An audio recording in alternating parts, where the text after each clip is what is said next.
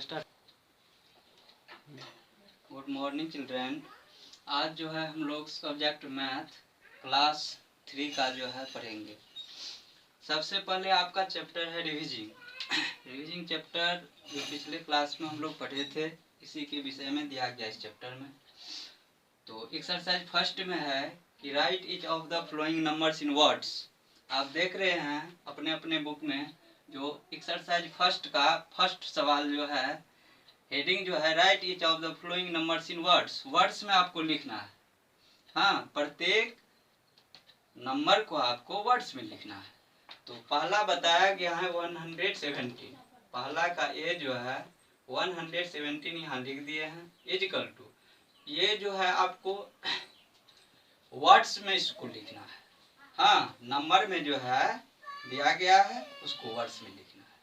तो वो ONE1 HUNDRED 100 SEVENTEN 117 ये हो गया आपका कंप्लीट। उसी प्रकार 1 सवाल में जो है 1 का ए नंबर हम बना दिए हैं। इसके बाद जो है आपको H तक है, इसमें 1 का H तक है, जिसमें ए नंबर बन गया है और यहाँ से यहाँ तक उसी प्रकार आपको बन जाएगा, कोई दिक्कत नहीं।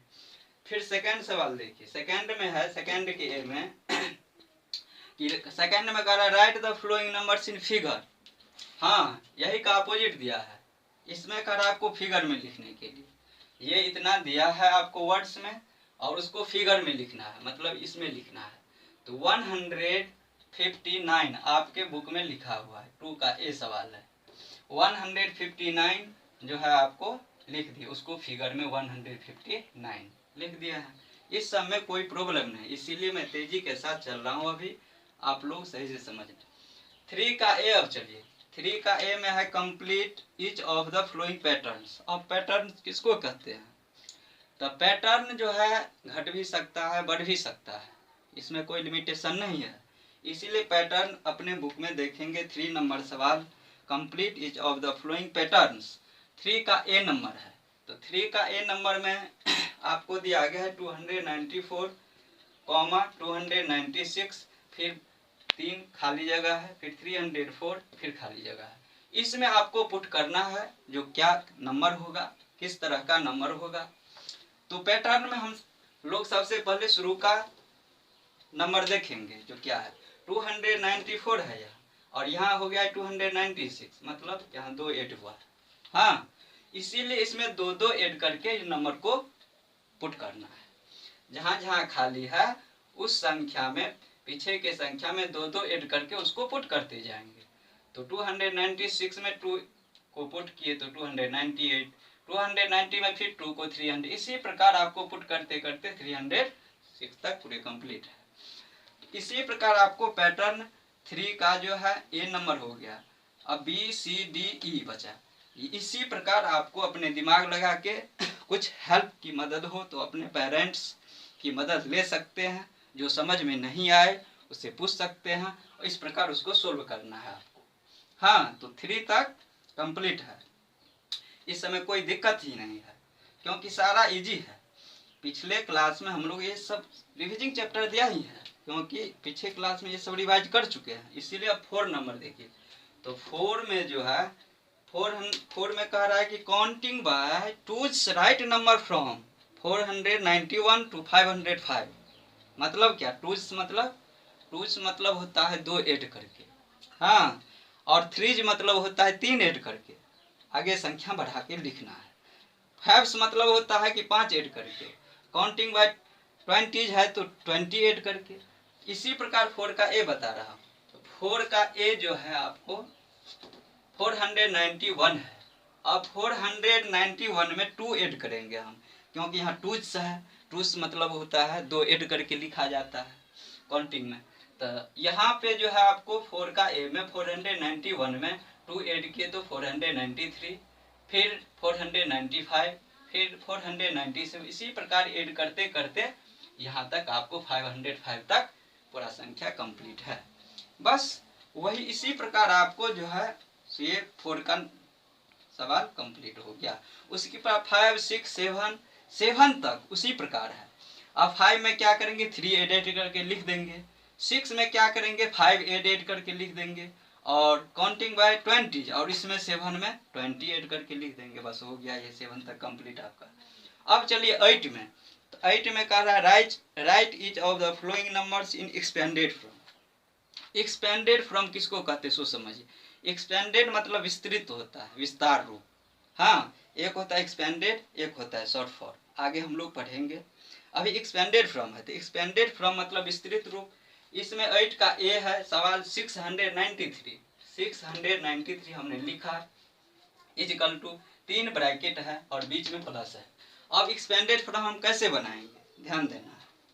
तो एक्सपेंडेड फ्रॉम में वंस, टेंस, हंड्रेड्स, थाउजेंड्स इत्यादि etc ये सबका मतलब जानकारी होना जरूरी होता है, तभी जो है ये बनता है।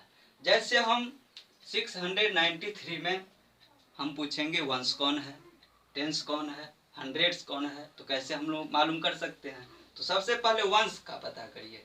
तो वंस कोई भी संख्या लिखते हैं तो आगे लेफ्ट हैंड से आगे का जो डिजिट होता है वही वंस कहलाता है, फिर उसके पीछे का डिजिट टेंस कहलाता है, फिर उसके पीछे का डिजिट हंड्रेड्स कहलाता है, उसी प्रकार फिर उसके पीछे का डिजिट्स थाउजेंड कहलाता है। उसी प्रकार जो है आपको यहाँ पर जो है सो बताएंगे। तो इसका एक्सपेंडेड फ्रॉम 8 में आपको है write each of the flowing numbers in expanded from. Expanded from मतलब बताए हैं विस्तृत रूप, विस्तार रूप। तो 8 का ए में 693 नंबर दिया गया है, इसमें वंस हो गया 3, हाँ इसके पीछे 9 है तो 9 हो गया टेंस, इसके पीछे 6 है तो 6 हो गया हंड्रेड्स। तो इसी प्रकार आपको इसका एक्सपेंडेड फ्रॉम लिखना विस्तृत रूप। तो हम लोग कैसे समझेंगे, तो 6 लिख के, यहाँ 6 है 100 में तो 6 यहाँ लिख दिए। अब 6 के आगे कितना डिजिट, 2 डिजिट है, 9 और 3, इसीलिए उस पर 2 जीरो हम डाल दिए। मतलब जिस संख्या की, जैसे हम 6 लिख दिया, अब 6 के आगे 2 डिजिट है तो 2 जीरो बैठाएंगे, तो 6 पर 2 जीरो हो गया 600, फिर प्लस। अब 9 लिख के, और 9 के आगे कितना डिजिट, 1 है, 3 मतलब एक ही अंक है, तो 3 एक ही अंक है तो एक ही जीरो हम बैठाए, 90 फिर प्लस और 3 हो गया, ये कंप्लीट एक्सपेंडेड फ्रॉम हो गया। इसमें कोई आपको दिक्कत नहीं हुई, बहुत इजी सवाल है। अब आगे चलिए, आगे में है write each of the following in short form. हम बताए थे शॉर्ट फ्रॉम कैसा होता है, एक्सपेंडेड और शॉर्ट। ये हो गया आपको एक्सपेंडेड, यहाँ से लेके यहाँ तक एक्सपेंडेड फ्रॉम हो गया, और इसी को बोलते हैं शॉर्ट फ्रॉम।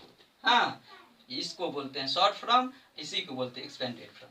तब आगे हम 9 में ए में देखेंगे। 9 के ए में 200 प्लस 60 प्लस 7 है, इक्वल टू 267 कैसे हो गया। तो हम बताए थे पहले वंस को लिखा जाता है, वंस में 7 है तो 7 लिख दिए, फिर टेंस में 1 और टेंस में 6 है तो 6 लिख दिए, टेंस में आ गया, टेंस के स्थान पे आ गया। अब हंड्रेड्स में 2 है तो 2 के प्लेस पर आ गया, 267, ये हो गया आपको शॉर्ट फ्रॉम।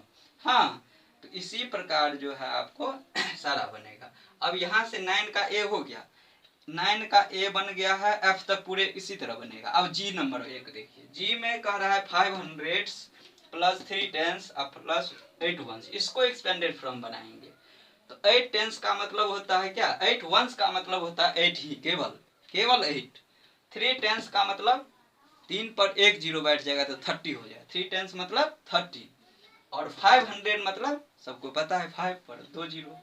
उसी प्रकार इसको ऐसे भी लिख सकते हैं, नहीं तो 500 प्लस 3 टेंस माने 30 और प्लस 80 भी लिख सकते, इसको लिख सकते हैं ऐसे। तो इसी प्रकार जो हम वैसे लिख दिए, 8 वंस तो वंस के जगह 8 आ गया, 3 टेंस 3 के जगह टेंस आ गया, फिर 500 के जगह 5 आ गया। इसी प्रकार आपको एक्सपेंडेड पर कंप्लीट है। अब 10 में देखिए, 10 में कह रहा है फिल इन द ब्लैंक्स। इस ब्लैंक्स को भरना है।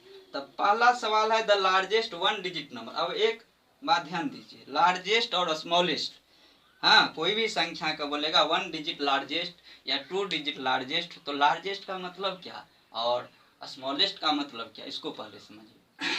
तो इसमें कह रहा है पहला में द लार्जेस्ट 1 डिजिट नंबर, तो 1 डिजिट का लार्जेस्ट, जैसे लार्जेस्ट बोलेगा तो हम लोग 9 पे नजर रखेंगे। 9 जैसे 1 डिजिट का बोलेगा तो 19 हो जाएगा इसका लार्जेस्ट नंबर, 1 डिजिट का लार्जेस्ट नंबर 19। यदि 2 डिजिट का बोलेगा तो 99, क्या होगा 99।